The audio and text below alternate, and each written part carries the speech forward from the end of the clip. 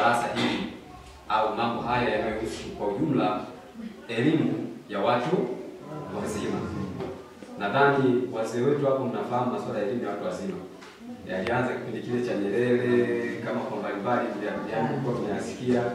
Kwa hiyo bado serikali ina nafasi kubwa ya kuhakikisha kwamba inaelimisha ngazi zote kuanzia watoto pamoja na watu wazima, inahakikisha kwamba waweze kupata elimu ili kuhakikisha kwamba Tanzania hii au nchi yetu kwa ujumla inapiga hatua.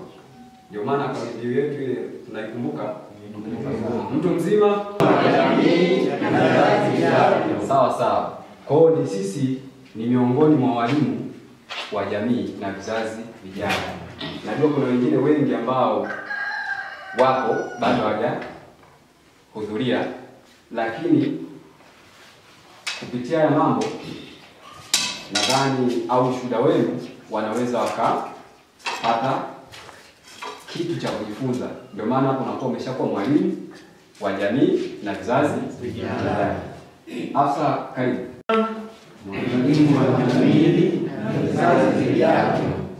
Asante sana. Awali yote niweze kuwapongeza sana wana kisomo, kwa sababu kama mwalimu alivyozungumza, serikali inafanya jitihada kubwa sana ya kuwasaidia wananchi kuondokana na janga la umaskini.